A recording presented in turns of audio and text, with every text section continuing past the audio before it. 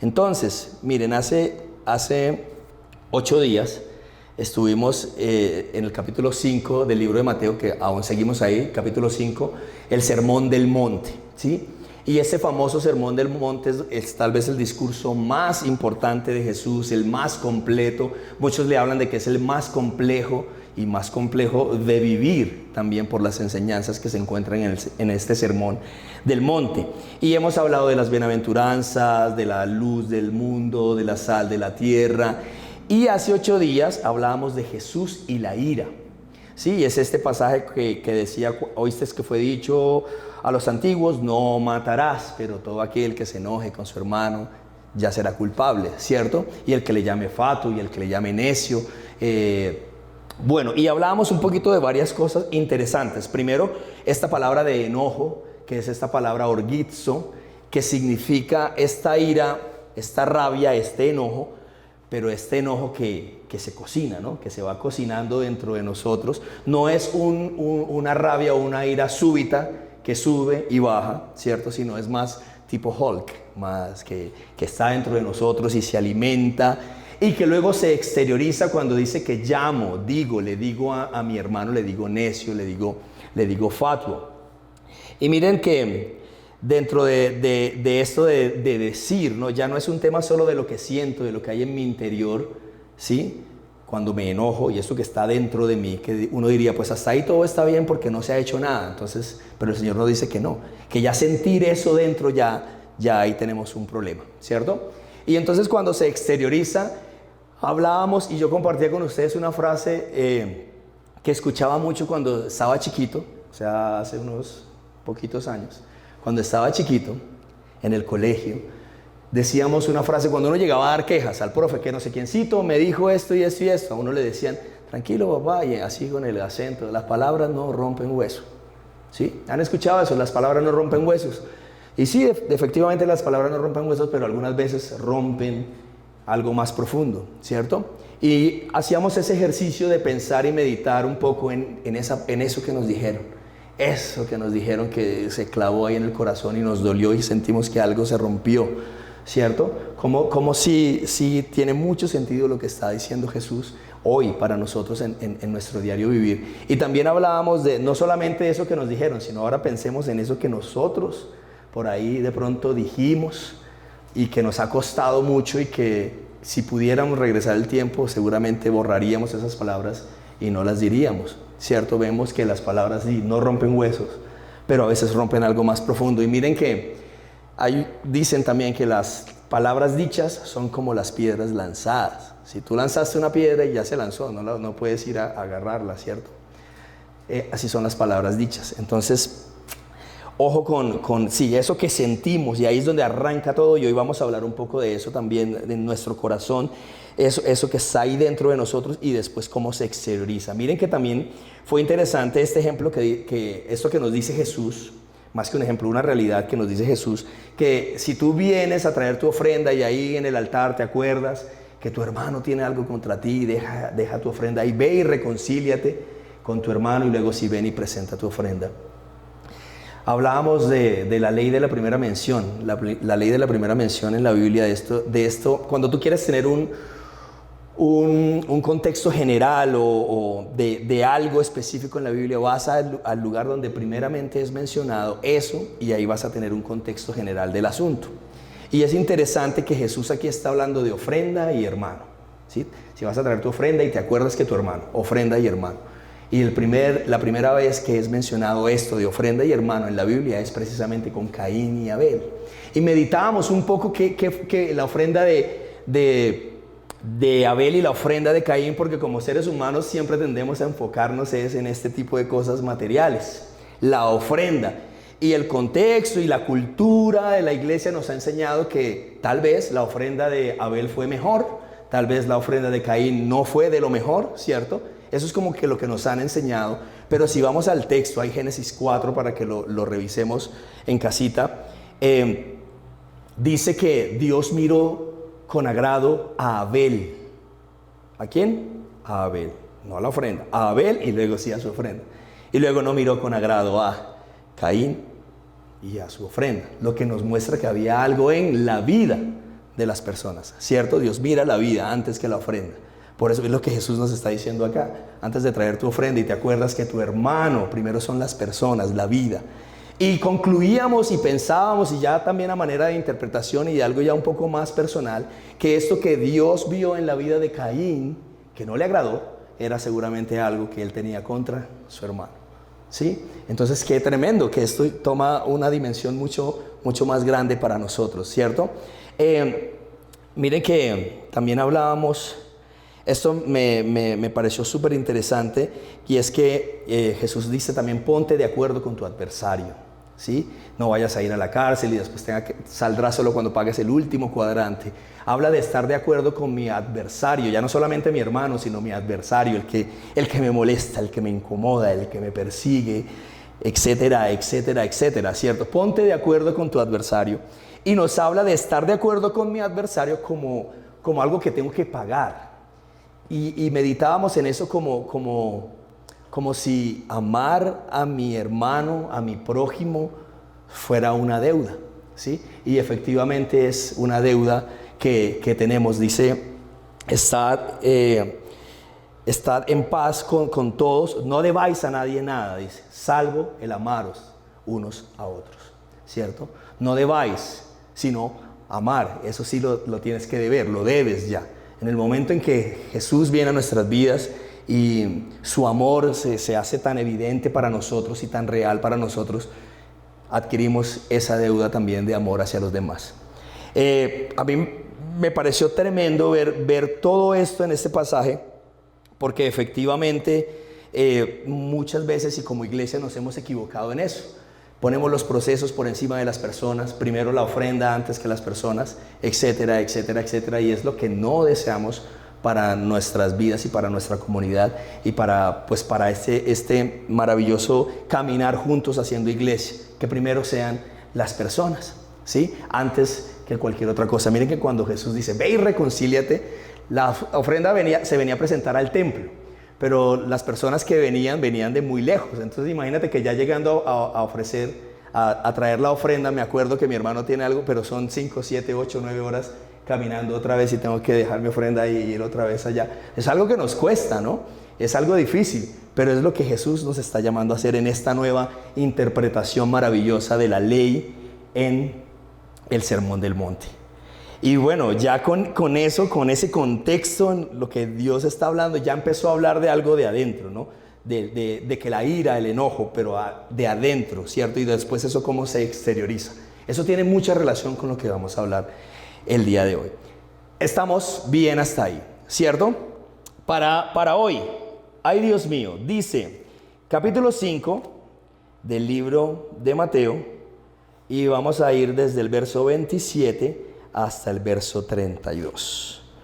Vamos a mirarlo, por favor. Vamos a buscarlo.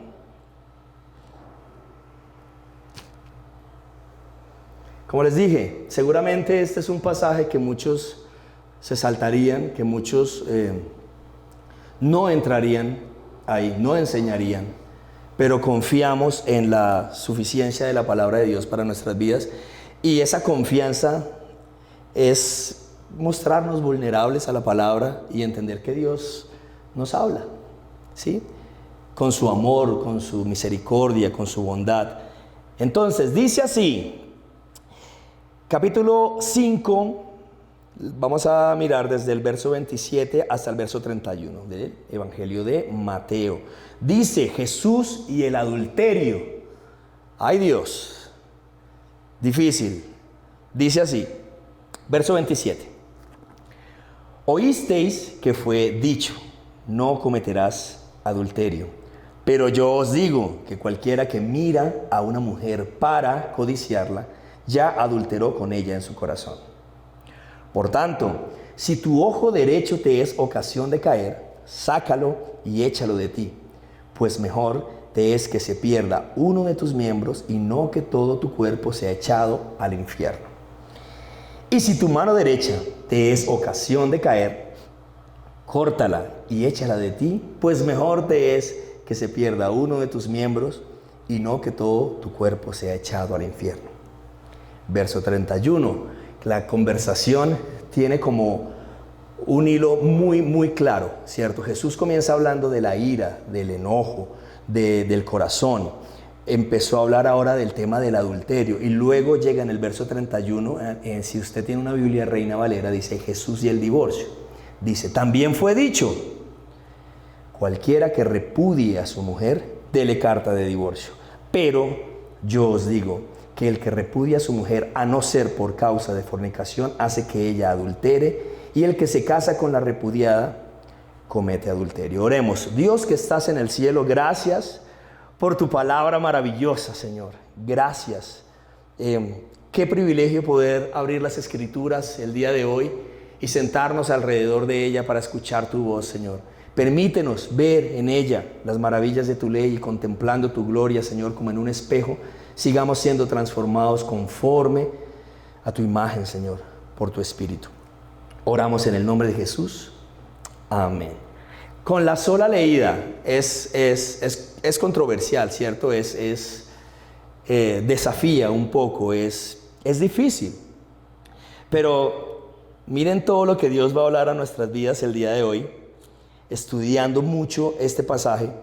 Y como ustedes saben, siempre enfrentándose uno de forma muy honesta, abriendo el corazón y siendo vulnerable a la palabra de Dios, se encuentra con cosas maravillosas e increíbles. Entonces, lo primero, verso 27, oísteis que fue dicho. ¿Recuerdan que hablábamos de esto? Cuando dice que Jesús subió al monte, y este monte tiene una referencia muy grande de la ley, de cuando la ley fue dada a Moisés, y entonces ahora Jesús sube al monte y entonces ahora les va a dar una nueva ley. No es una nueva ley, pero sí es la interpretación correcta y adecuada de la ley. Por eso Jesús dice, oísteis que fue dicho, ¿cierto? Oísteis que fue dicho. Pero este oísteis que fue dicho no es la ley como tal, sino cómo habían interpretado la ley. Y si recuerdan, muchos de los profetas en muchas ocasiones dice, así dice el Señor, ¿cierto? En algunas ocasiones encontramos eso en la palabra, y en este caso Jesús no dice así dice el Señor, sino dice, pero yo os digo, ¿cierto? Entonces vemos ya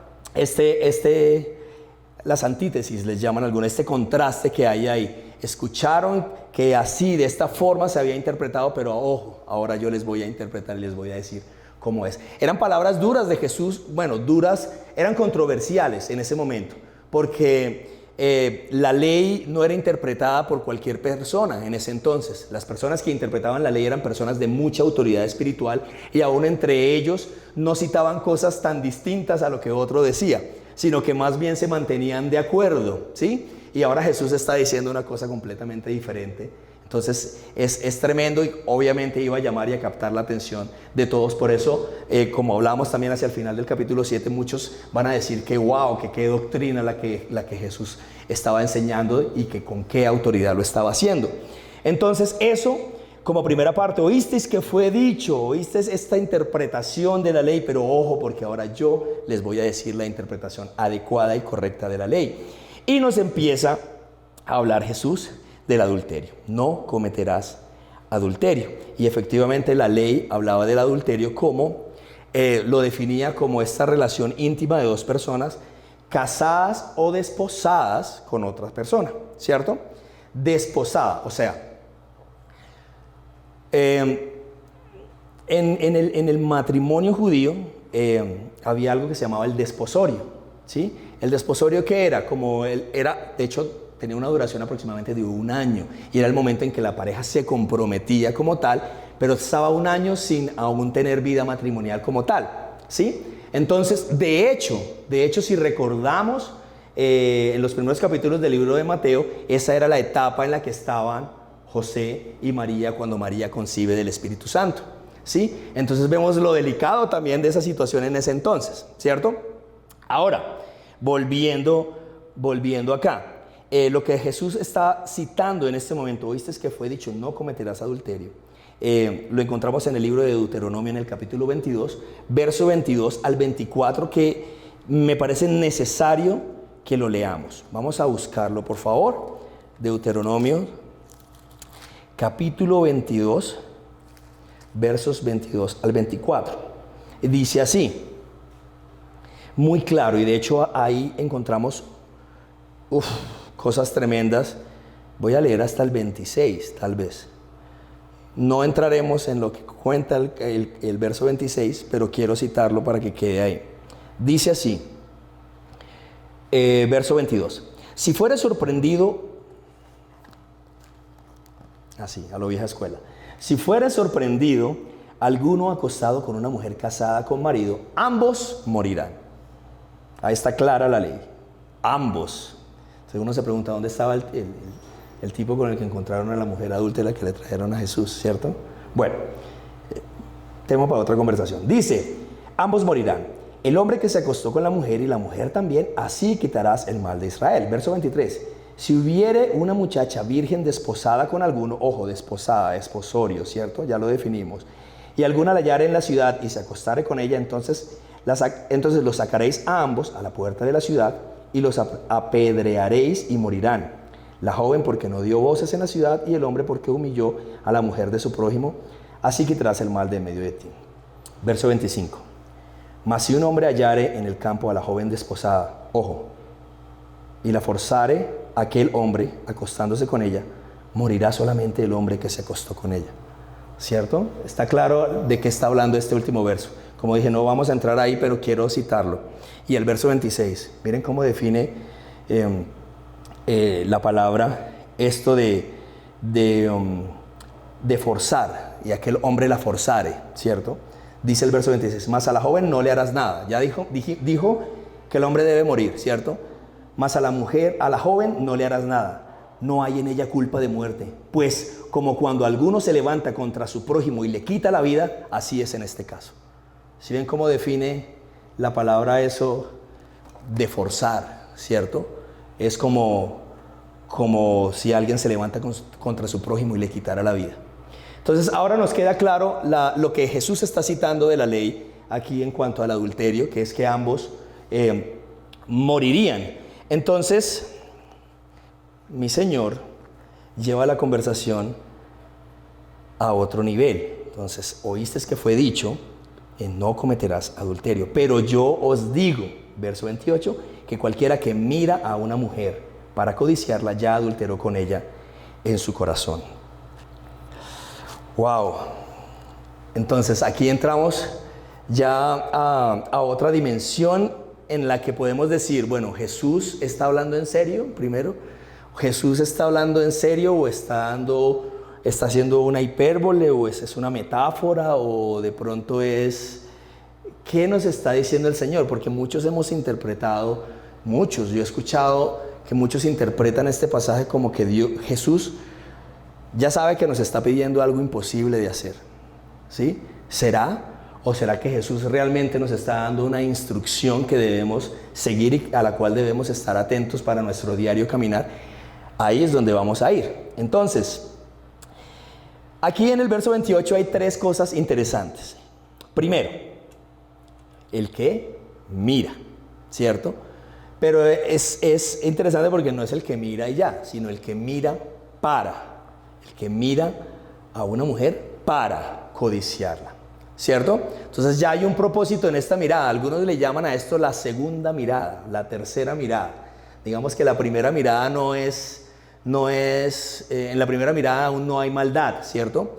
No hay maldad, pero ya en una segunda, ya en una tercera, ya es como el orgizo, como aquella ira en la que ya se cocinó algo dentro de la mente y dentro del corazón de la persona, ¿cierto? Entonces Jesús está haciendo referencia precisamente a eso, al que mire para codiciarla, ¿sí? Ya esta mirada que no fue accidental, que no fue casual, que no fue normal, sino en la que ya la mente del ser se contaminó, maquinó, pensó y pasó de todo en la cabeza. Ahí, a eso es lo que está haciendo referencia el Señor. Y es algo práctico y algo que nos sirve hoy a nosotros, ¿cierto? No son palabras bonitas ni algo imposible, no, es algo real.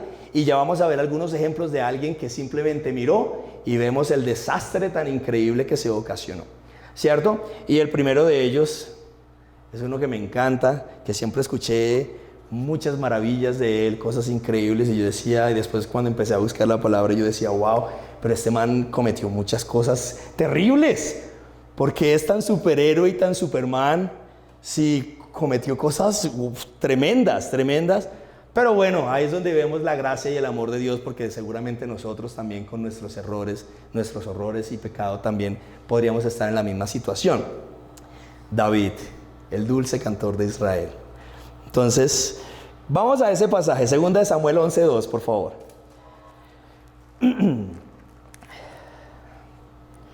El dulce cantor de Israel, David. Hemos hablado de David, ¿no? Y qué fue esto tan increíble que Dios vio en él para que la Biblia lo describa como un hombre conforme a su corazón, ¿sí? Sin embargo, aquí vamos a enfocarnos en una de esas cositas que David hizo mal. Chisme, ¿no? Chisme celestial. 2 Samuel, capítulo 11, verso 2. Voy a leer un pedacito donde está la parte del contexto que quiero citar, y luego pues comentamos la historia que todos la conocemos. Dice: y sucedió un día, al caer la tarde, que se levantó David de su lecho y se paseaba sobre el terrado de la casa real, y vio desde el terrado a una mujer que se estaba bañando, la cual era muy hermosa. Listo, la vio. Ok. De pronto hasta ahí todo pudo haber estado bien, pero entonces ya empieza la mente del ser humano a echar cabeza y a dar vueltas, ¿no? Verso 3, envió David a preguntar por ella, por aquella mujer, y le dijeron: aquella es Betsabé, hija de Eliam, mujer de Urías Eteo. Digamos que ahí la palabra nos cita algo que podría decir, bueno, listo, no paró en la primera, ya en la segunda fue y preguntó por ella, ya aquí podría parar. Mujer de Urías Eteo, la mujer de su prójimo, ¿cierto? Listo. Verso 4, y envió David mensajeros y la tomó. ¿Sí? Vimos el proceso, y todo comenzó ¿con qué? Con que vio, ¿cierto? Vio, preguntó por ella y luego la llamó. ¿Ok? Entonces vemos cómo Jesús realmente nos está diciendo: ojo, el que mire para codiciarla, ya adulteró con ella en su corazón. Nos está dando una advertencia de que ojo cómo miramos, ¿sí? Ojo con esa segunda, tercera mirada, y este ejemplo que hemos escuchado muchas veces de que las aves pueden pasar por encima de nuestra cabeza, ¿cierto? Pero no vamos a permitir que hagan nido en ella. Así son esos pensamientos que inician y que pueden arrancar simplemente con una mirada. Listo, otro ejemplo. El caso de Acán, lo encontramos en Josué, capítulo 7, verso 21. Vamos allá, lo voy a comentar, pero me gusta que tengamos la palabra ahí abierta. Josué, capítulo 7.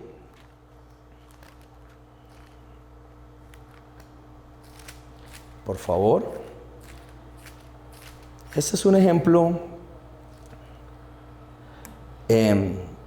muy práctico también para lo que estamos hablando en este tema de mirar y mirar para codiciar, etcétera, etcétera.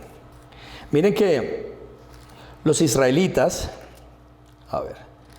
vienen de esta escena increíble de las murallas de Jericó, ¿cierto? Conocemos la historia de Jericó, ¿cierto? Las trompetas y todo esto. Y Dios había mandado que había que arrasar con todo, destruir todo, ¿sí? Y ahorita hacemos una aclaración en cuanto a eso también. Había mandado a destruir todo. Sin embargo, hay una persona, Acán, que decidió conservar algunas cosas. Y esto trajo ruina y pecado a Israel. De manera que cuando enfrentaron a otro pueblo que era mucho menos poderoso, al pueblo que acababan de derrotar, ellos perdieron, ¿sí? Y era por eso, porque había un pecado adentro. Y ese pecado es precisamente este que tiene que ver con Acán, que no siguió las instrucciones que Dios había dado de dejar todo y acabar con todo. Miren, dice, verso 21, capítulo 7 de Josué, dice así: ya Acán confesando su pecado, dice: pues vi entre los despojos un manto babilónico muy bueno y 200 siclos de plata y un lingote de oro de peso de 50 siclos, lo cual codicié. Primero lo vio, ¿cierto? Ojo, pues vi entre los despojos un manto babilónico muy bueno y 200 siclos de plata y un lingote de oro de peso de 50 siclos, lo cual codicié y tomé, y he aquí, está escondido bajo tierra en medio de mi tienda, y el dinero debajo de ello. ¡Wow! ¿Hasta dónde llega una miradita, ¿cierto? El que mira para codiciarla ya adulteró con ella en su corazón. Miren qué tremendo, porque Jesús está hablando desde de algo de adentro, de adentro de nuestra mente. Nosotros, normalmente mientras no haya un acto, mientras no sea ejecutado, ¿cierto? No hay problema. No lo dije, no hay lío. No lo hice, no hay lío, ¿cierto? Pero Jesús sí nos está diciendo que ojo, que hay que mirar para adentro, ¿cierto? Y mirar, porque hoy no lo dijiste, pero de pronto si sigues con eso más adelante lo vas a decir. Hoy no lo hiciste, pero si sigues con eso adentro, seguramente llega el momento en que lo vas a hacer, ¿cierto? Entonces Jesús nos está llamando a ocuparnos también de nuestro corazón, ¿cierto? De esto que pasa dentro de nosotros. Ahora, hay una muy interesante que también quiero comentar, y es tremendo porque tiene que ver con, no solo la quiero citar para ponerla ahí en nuestra mente, en nuestro corazón el día de hoy.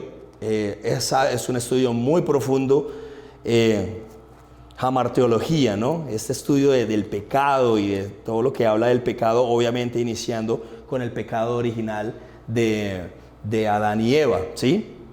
Ahora, miren, capítulo 3, verso 6 del libro de Génesis. Ojo, ustedes conocen la historia, ¿cierto? De la serpiente, cómo los engatusó, los engañó, bueno, como sea, y ellos comieron del árbol que no debían comer. Pero miren cómo comienza todo en este verso 6. Verso 5, verso 4. Entonces la serpiente dijo a la mujer: no moriréis, ¿cierto? Eva acababa de decir que Dios les había dicho que no podían comer del árbol, ni mirar, ni tocarlo, creo que comenta ella. Ni le tocaréis para que no muráis. Entonces la serpiente dijo a la mujer: no moriréis, sino que sabe Dios que el día que comáis de él, serán abiertos vuestros ojos, y seréis como Dios, sabiendo el bien y el mal. Y el verso 6 es tremendo. Dice: y vio la mujer que el árbol era bueno para comer. Todavía no lo ha probado, ¿cierto? Vio la mujer que el árbol era bueno para comer y que era agradable a los ojos y árbol codiciable, ¿cierto? Algo pasó dentro y ahí aún todavía no han comido del árbol de la ciencia del bien y del mal, pero ya algo pasó dentro de Eva, ¿cierto? Ahora, conversación para otro momento. Si ya en ese momento ya habían pecado o no, es conversatorio para otro momento. Pero qué tremendo, ¿no? Esto de mirar cómo no es un tema tan al azar, que uno cree que Jesús está diciendo algo como absurdo, que está diciendo algo como... De hecho, alguna vez escuché eso, que es que Jesús tenía muy buen humor y por eso hacía y decía algo así tan difícil y tan complicado. No, estaba hablando de algo práctico y real, ¿cierto? Y es tan real que luego nos va a decir cómo podemos evitar eso. En el verso 29. ¿Me siguen hasta ahí? Estamos claros con esto de mirar. Vimos el ejemplo de David, Acán y aún de Eva, ¿cierto? Primera de Juan, capítulo 2, verso 15, nos habla de esto, de los deseos de los ojos, ¿sí? Y es como algo que también está dentro de nosotros. Y es interesante, miren, Jesús está ocupando de nuestro corazón. Está hablando a algo más que simplemente hacer, ¿sí? Hacer o no hacer, ¿sí? Sino algo de adentro, de nuestra mente y de nuestro ser. Y en Santiago 1, verso 14 dice: sino que cada uno es tentado cuando de su propia concupiscencia es atraído y seducido, de su propia. Entonces la concupiscencia, después que ha concebido, que ha maquinado, que ha pensado, que ha planeado, etcétera, etcétera, da a la luz el pecado. Y el pecado, siendo consumado, ya hecho, da a luz la muerte. Entonces estamos claros que Jesús está ocupándose también de nuestro ser interior, de nuestro corazón, de nuestra alma, no solamente si hago o no hago, ¿cierto? Estamos claros hasta ahí. Ahora, el verso 29, miren lo importante que es esto que nos está hablando el Señor, cuando en el verso 29 nos está sugiriendo cómo podemos evitar eso. Verso 29 dice: por tanto, si tu ojo derecho te es ocasión de caer, sácalo y échalo de ti, pues mejor te es que se pierda uno de tus miembros, sino que todo tu cuerpo sea echado al infierno. Y el verso 30, y si tu mano derecha te es ocasión de caer, córtala y échala de ti, pues mejor te es que se pierda uno de tus miembros y no que todo tu cuerpo sea echado al infierno. Entonces, Jesús está hablando aquí, ¿de qué nos está hablando? ¿De qué viene hablando Jesús? ¿De algo material como tal? Está ocupándose primero de algo más profundo, del corazón, ¿cierto? Por eso, dentro de ese contexto no podemos decir que Jesús esté hablando simplemente de automutilación, ¿cierto? Sino que nos está dando un ejemplo a través de esta figura literaria, la hipérbole, ¿cierto? La exageración, que es cuando quieres enfatizar una enseñanza importante a través de precisamente eso, de la exageración. Entonces Jesús viene, dentro del contexto nos viene hablando de algo interno, de nuestro corazón. Por lo tanto, no podemos interpretar esto como algo netamente físico, ¿cierto? Ahora, aquí miren que el Señor pone dos componentes interesantes. Por tanto, si tu ojo, que tiene que ver con esto que hablábamos al principio de mirar y todo lo que conlleva eso, luego pensar, maquinar, etcétera. Y luego también, ¿qué? Tu mano, la que ya tiene que ver con el hacer, con consumar el pecado, ¿cierto? Interesante, la vista, ¿cierto? Y la mano, que tiene que ver con la acción. Sin embargo, siempre que la Biblia nos habla de este tema de manos, pies, nos lleva muchas veces a este tema del corazón, de esto que se hace, de esto que se dice, son temas relacionados con nuestra alma y nuestro corazón. Entonces es interesante esto que Jesús también nos está hablando aquí. No nos está llamando a la automutilación, por supuesto que no, porque Él no viene hablando de eso, sino viene hablando de algo de adentro, de nuestro corazón. Pero sí nos está llamando a cortar, ¿cierto? A quitar eso que me va a llevar muy seguramente al pecado. Por eso Jesús es radical en eso. Miren, Jesús nos está diciendo que con solo mirarla para codiciarla, no solo mirarla, sino mirarla para codiciarla, ya adulteramos con ella nuestro corazón. Y luego nos dice la forma de cómo podemos salir de ese problema, y es cortando, ¿cierto? Nosotros en nuestro diario caminar sabemos qué cosas no nos ayudan, qué cosas nos hacen retroceder, qué cosas nos hacen caer. Entonces, ¿qué decisiones tenemos que tomar hoy respecto a eso? A estas cosas que no me sirven, a estas cosas que no traen orden y bendición a mi vida. ¿Qué debo hacer con ellas? Pues ahí está muy claro, ahí sí es muy claro lo que Jesús nos está diciendo, y es cortarlo de nosotros, ¿cierto? Y miren que es interesante, porque lo que Jesús nos está llamando con esto es a prevenir, ¿sí? Y hemos escuchado esa frase, es mejor prevenir que lamentar, ¿cierto? Jesús nos está llamando a prevenir, y hace un énfasis grande con esta exageración, ¿cierto?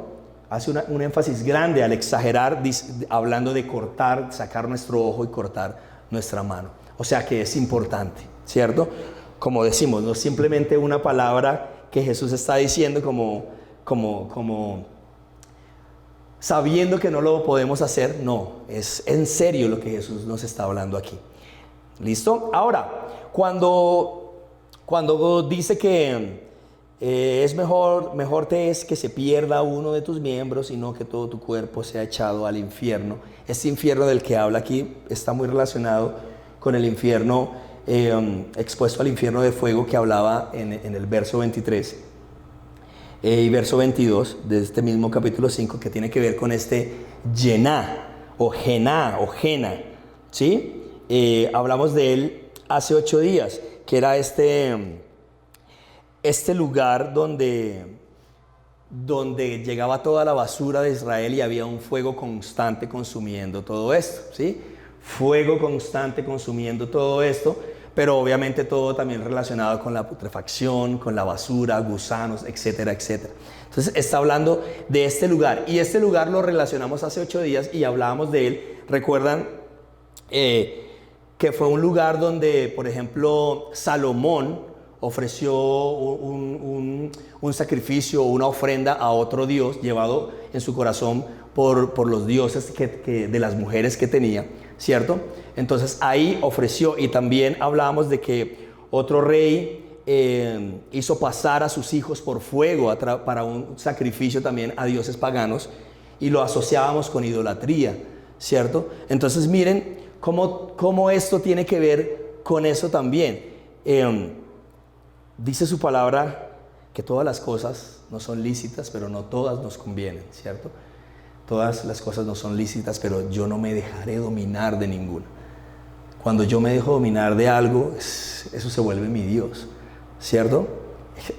Tiene que ver todo con idolatría. Ahora también hay una referencia muy bonita aquí cuando habla de este lugar, del Yená, y es que era un lugar donde el fuego estaba constante, ¿cierto?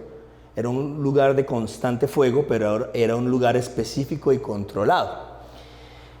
Mi pastor hace una interpretación muy bonita de esto, y es que miren que él nos viene hablando del adulterio y todo esto de la codicia, de estas pasiones humanas, y cómo lo relaciona con el fuego, este fuego del Yená en un solo lugar contenido y controlado. Y él hablaba de que estas pasiones humanas también tienen un lugar maravilloso, muy bonito, en el que puede estar controlado y es como lo que Dios desea para nosotros, que estemos en ese lugar, para que esas pasiones que están en nosotros puedan tener un lugar de control maravilloso, del cual él implícitamente lo va a hablar en los siguientes versos, hablando del divorcio. Implícitamente, ¿el divorcio tiene que ver con qué? ¿Qué es lo contrario al divorcio? Pues el matrimonio, ¿cierto?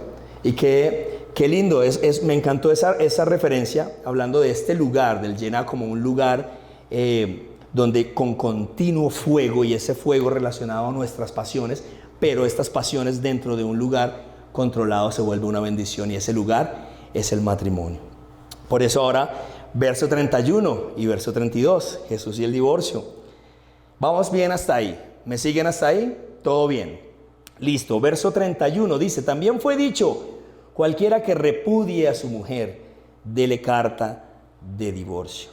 Miren que el tema del divorcio, de la separación, es algo que venía desde siempre. Aún estos pueblos que en el tiempo de Israel, los pueblos que estaban alrededor practicaban mucho esto del divorcio, y aún el pueblo de Israel tanto que precisamente Moisés, y dentro de la ley que se le dio a Moisés, se instituyó la carta de divorcio, ¿sí? ¿Qué era la carta de divorcio? Tremendo. Miren, la carta de divorcio precisamente era un documento que se le daba a la mujer, porque en estas culturas patriarcales, y no solo el pueblo de Israel, sino los pueblos alrededor de ellas, que se comentan que tenían un trato aún increíblemente mayor, denigrante hacia la mujer, ¿sí? Esta carta de divorcio viene como un documento para proteger a la mujer, porque en estas culturas patriarcales, si una mujer no estaba en su hogar, no estaba en su casa, ¿cierto? Se había ido de su hogar, ya se asumía que era culpa de la mujer, ¿sí? Ya se asumía que la mujer era la que se había ido y había abandonado su hogar. Entonces, se instituye esta carta de divorcio para proteger a la mujer, de manera que si ella era hallada, encontrada fuera de su hogar, ahora esto hablo de que había dejado su hogar, mostraba su carta de divorcio, era que legalmente el esposo le había dado esa carta de divorcio, o sea, ella no había abandonado su hogar. ¿Estamos claros hasta ahí? De esta forma se instituye la carta de divorcio. ¿Está claro? Entonces, ojo, Deuteronomio capítulo 24, versos del 1 al 4. Lo leemos y ya vamos terminando. Deuteronomio capítulo 24. ¿Recuerdan cuando hablamos de las leyes, de los mandamientos, estas leyes morales instituidas en el Éxodo? Hablamos después de las leyes ceremoniales en el libro de Levítico, y también de las leyes civiles que tienen mucho que ver con estos dos libros de Números y Deuteronomio. Entonces, capítulo 24, y aquí tenemos un poquito de claridad del tema de la carta de divorcio, de Deuteronomio 24, 1 al 4. Dice así. Ojo, que aquí hay dos temas muy interesantes. Dice, cuando alguno tomare mujer y se casare con ella, si no le agradare por haber hallado en ella alguna cosa indecente, le escribirá carta de divorcio y se la entregará en su mano y la despedirá de su casa. Es claro, ¿cierto?, que le podía dar el hombre carta de divorcio a la mujer, ojo, por haber hallado en ella alguna cosa indecente. Entonces ahora esta cosa indecente, digamos que queda como un poco gris, y es donde muchos hacían su interpretación. Y habían varias corrientes doctrinales que interpretaban este pasaje de dos formas, y las voy a leer. Por aquí las tengo. Miren, dice juicioso la tarea. Dos corrientes que interpretaban este pasaje de forma diferente. El Rabí Shammai hablaba de que esto indecente se refería a temas de inmoralidad sexual, o que no fuera hallada virgen en el momento del matrimonio, ¿cierto?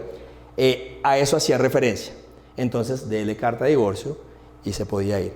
Pero, pues, digamos que tiene sentido aún para nosotros dentro de nuestro contexto temporal y de nuestro contexto cultural, ¿cierto? Ahora, miren lo que decía otro rabí, el Rabí Hillel. Él podía interpretar esta palabra indecencia ya de manera mucho más amplia, y indecencia podría ser, y se van a reír, van a pensar que es absurdo, pero era así. Indecencia podía ser que no le gustara al marido cómo cocinaba la mujer. Eso podía ser una indecencia. Es absurdo, ¿cierto? Pero no estoy exagerando, ni estoy diciendo algo real, algo histórico y real. O sea, ¿se imaginan entonces ese montón de carta de divorcio por aquí, carta de divorcio por allá, carta de divorcio por allá y carta de divorcio por allá? Tremendo, ¿cierto? Una indecencia podía ser que la mujer, ejemplos verídicos, que la mujer se demorara al momento de salir porque estaba alistándose y se demoró mucho para salir.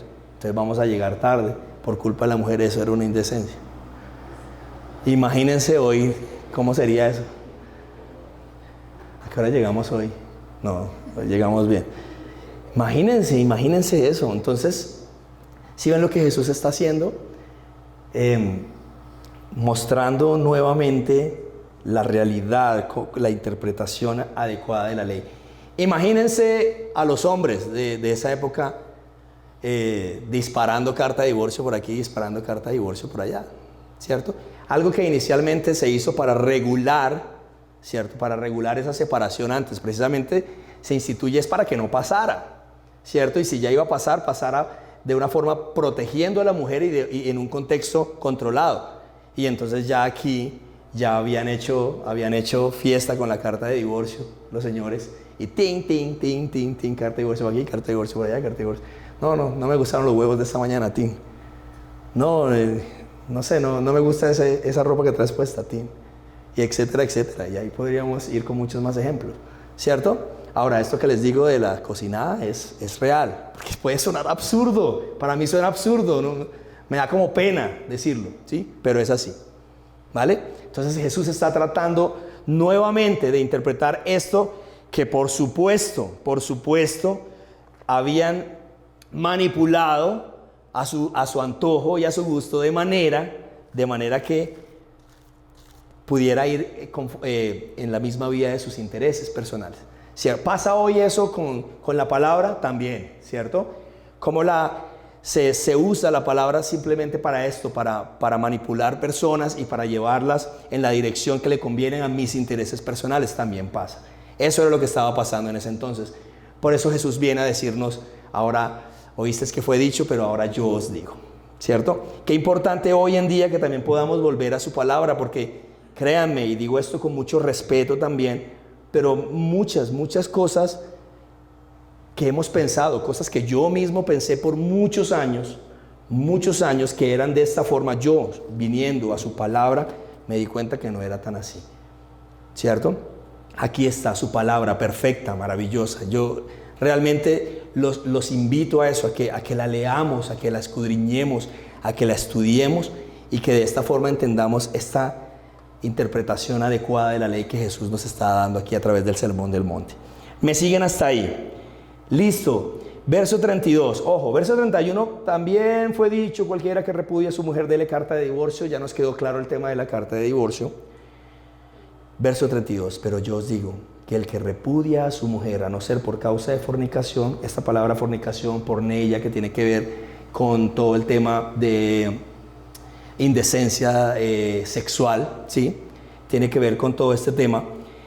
Hace que ella adultere, y el que se casa con la repudiada comete adulterio. Lo que está hablando Jesús acá y nos está diciendo ahora es que el que repudia a su mujer, ojo, miren qué lindo esto, porque no nos dice, no el que le dé carta de divorcio a la mujer, aún así está haciendo algo mal. No solo el que le dé la carta de divorcio, sino el que la repudie.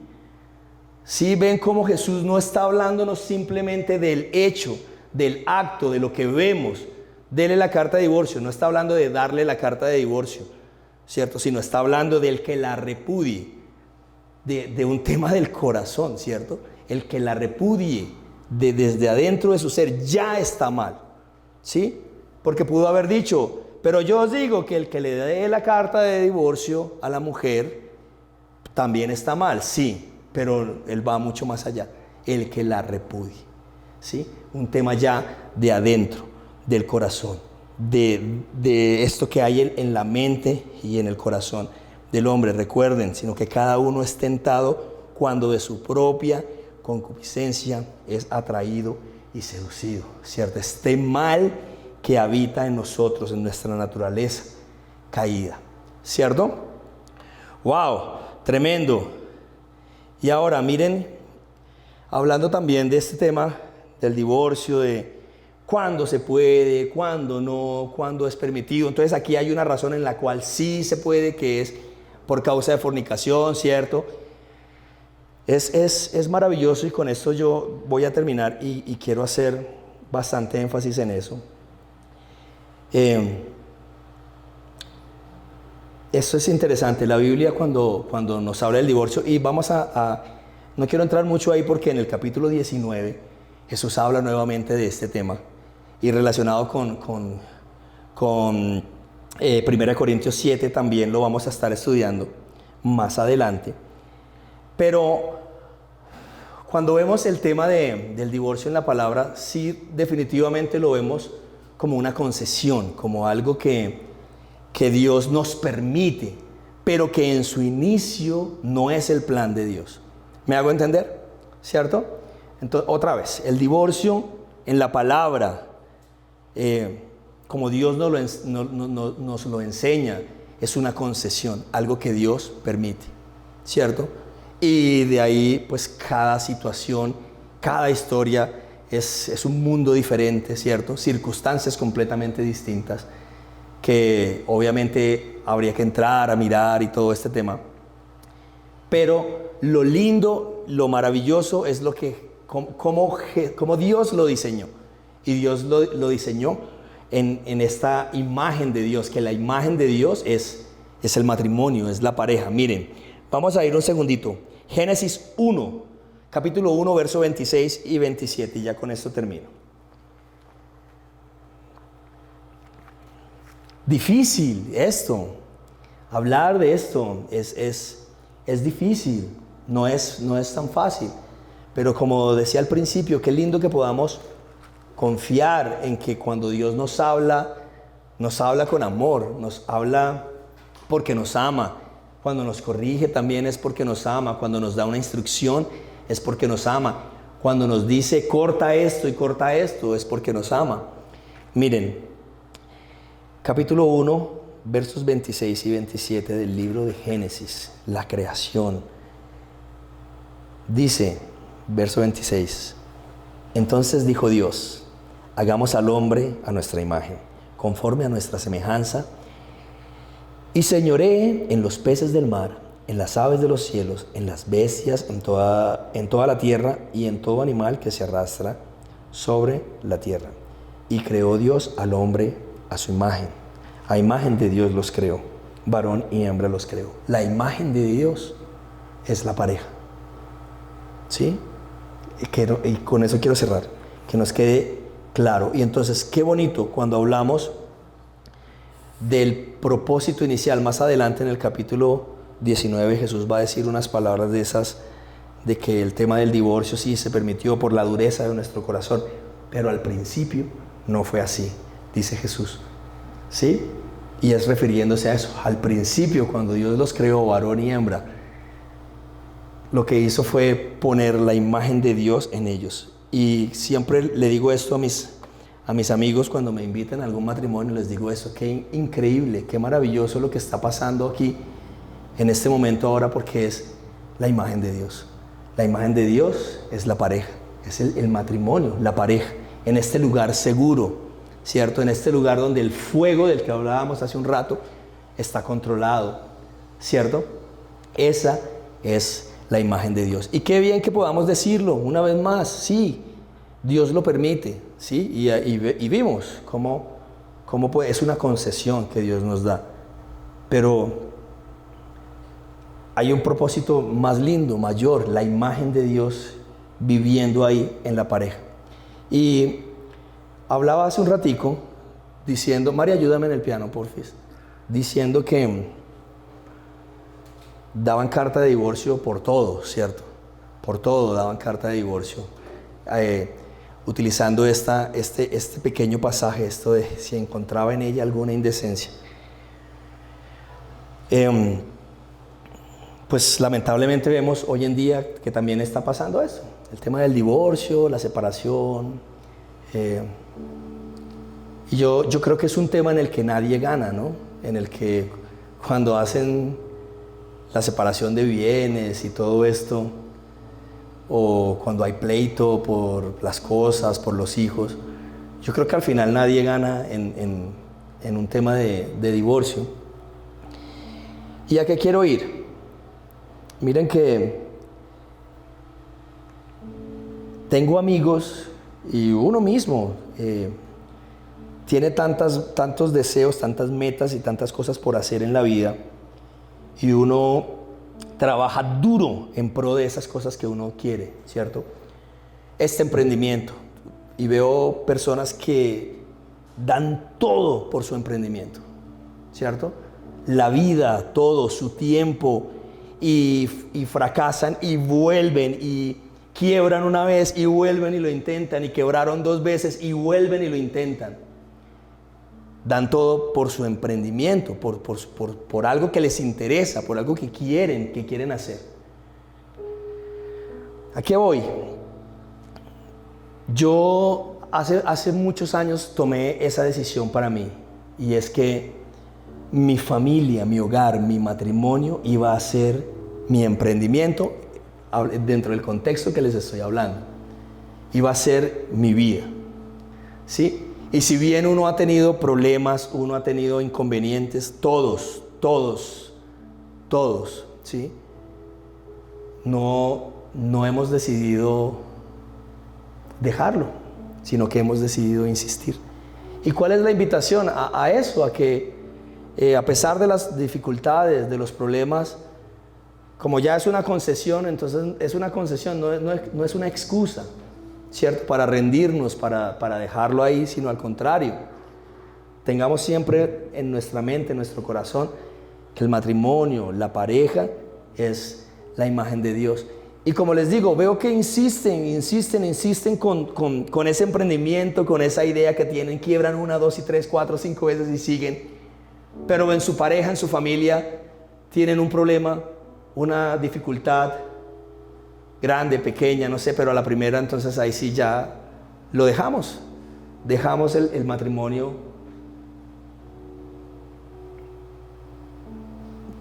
¿Me estoy haciendo entender? Es triste porque, miren, yo lo digo con autoridad, o sea, aparte los inconvenientes que hemos tenido como pareja a todos niveles, financieros, económicos, nuestras niñas, como papás, como pareja.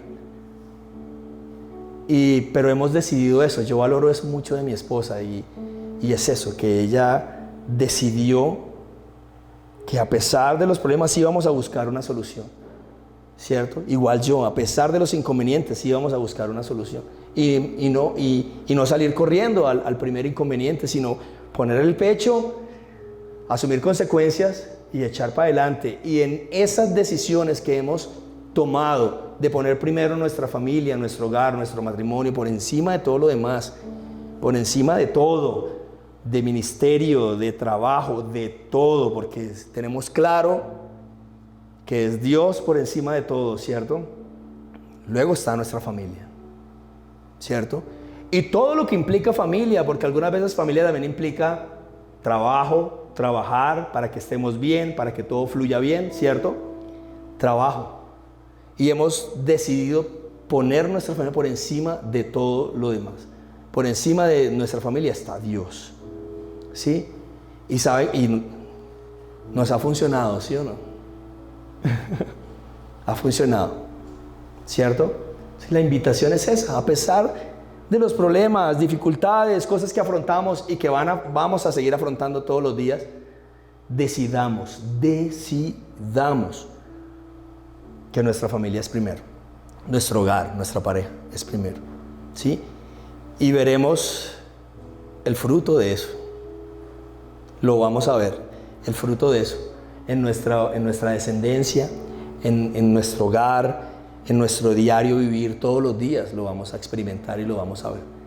Sí, es una concesión el divorcio, claro que sí, pero al principio no fue así. Al principio Dios los creó varón y hembra, los creó a su imagen y puso en la pareja la imagen de Dios. Oramos.